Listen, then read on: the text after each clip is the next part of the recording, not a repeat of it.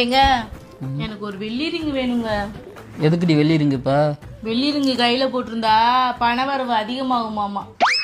ஆ சரி வாங்கி தரேன், வாங்கிக்க. எங்க நான் கேட்டோன்னே வைக்க சொல்லிட்டிய. ஆனால் ஒரு கண்டிஷன். என்ன? மாதம் மாதம் குடும்ப வரவு செலவு நீ தான் பார்த்துக்கிறணும். என்னகிட்ட எந்த பணம் இருக்கு? நான் எப்படி வரவு செலவு பார்க்க முடியும்? அதான் வெள்ளி ரிங்கு போடுறீல்ல, வருமானம் அதிகமாக வரும்ல, அதை வச்சு கூட உன்னால் பார்க்க முடியாதா? என்னங்க என்ன நொன்னங்க, வருமானம் அதிகமாக வரும்னா புருஷனை கைக்குள்ளே போட்டுக்கிறானு, வெள்ளி ரிங் எடுத்து கையில் போடக்கூடாது.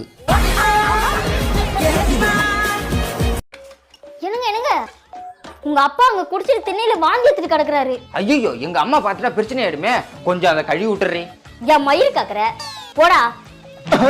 வர வர புருஷனுக்கு கொஞ்சம் கூட மரியாதை கொடுக்க மாட்டாளே. வழக்கம் போல நம்ம தான் கழுவி விடணுமா? இந்த ஆளுக்கு வேற வேலையே இல்ல. நான் வச்ச மீன் குழம்புல எவ்வளவு வாசனை. அடியே, என்னடி குழம்ப வச்சு மோந்து மோந்து பாத்துக்கிட்டு இருக்க? டக்குன்னு குழம்பு ஊத்தி சோத்தா போடு, பசிக்குது. நான் ஆசாசியா வச்ச மீன் குழம்பு தின்னு காலி பண்ணிடலான்னு பாக்குறியா? மரியாதை போய் வெளில சாப்பிட்டு வந்துரு. வெளியே போய் சாப்பிடணுமா? எப்ப பார்த்தாலும் குழம்புக்கிட்டே நின்றுகிட்டு இருப்ப. எட்ட போகல, குழம்ப குடிச்சிடுறேன். வந்துட்டான் அங்கிருந்து மாப்பம் முடிச்சுக்கிட்டு. நீ கவலைப்படாத, உன நான் யார்ட்டையும் தரமாட்டேன்.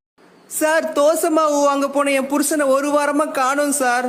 ஒரு வாரமா என்னமா பண்ணிக்கிட்டு இருந்தேன்? என்ன பண்றது, உப்புமா பூரி சப்பாத்தின்னு செஞ்சு சாப்பிட்டுட்டு இருந்தேன் சார். உண்மையிலே ஆசைக்கும் பேராசைக்கும் என்ன வித்தியாசம் தெரியுமா? என்ன? கல்யாணம் பண்ணணும் அப்படின்னு நினைக்கிறது எல்லா இளைஞர்களுக்கும் ஆசை. பட் கல்யாணம் பண்ணிட்டு சந்தோஷமா வாழணும்னு நினைக்கிறான்ல, அவன் தான் பேராசை. ஏமா உப்பே இல்ல? உப்பு தானே இல்ல, சாப்பிடு. உங்க அம்மா போட்டா மட்டும் சாப்பிடுறீல்ல, என்ன மட்டும் எதுக்கு குறை சொல்ற? சாப்பிடு. உப்பு இல்ல சொன்ன. உப்பு தானே இல்ல, சாப்பிடு. என்ன? நாங்கெல்லாம் புருஷனை பார்த்து வாடா அப்படின்னு கூப்பிட்டா நீங்க திண்டாட்டம்னு நினைச்சிட கூடாது. வாடானா என்ன அர்த்தம்? என்ன? வா டார்லிங். பதிலுக்கு நீங்க வாடி அப்படின்னு கூப்பிட்டா என்ன அர்த்தம்? வா டியர். ஓ, கட்டட ஓனர் நானு. என்னைய கேட்காம நீங்க பாத்தீங்களா? எத்தனை மாடி பார்த்த? எங்க 15 மாடி தான். 15 மாடியா பார்த்தா? ஒரு மாடிக்கு 100 ரூபா 1000 ரூபா கொடுத்துருப்போம். கொடுத்துட்டேன். சபாஸ், அவனை ஏமாத்தி விட்டோம்.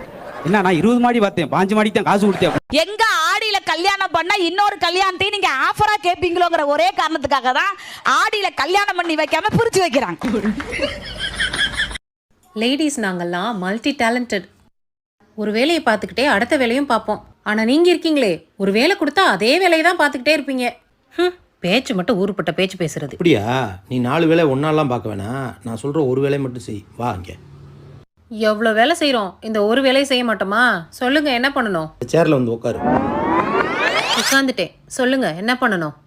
1 மணி நேரத்துக்கு நீ பேசாம வாயை மூடிக்கிட்டு அமைதியாயிரு. என்னது 1 மணி நேரத்துக்கா? பேசாம இருக்கிறதெல்லாம் ஒரு வேலையா? வாயை மூடிக்கிட்டு அமைதியாயிரு 1 மணி நேரத்துக்குன்னு சொன்னேன். பேசாம இருக்கணும், பேசக்கூடாது. அதெல்லாம் என்னால செய்ய முடியாது. 1 மணி நேரத்துக்குலாம் என்னால அமைதியா இருக்க முடியாது. 4 வேலையை ஒன்னா பாக்குற மூஞ்சியை பாரு.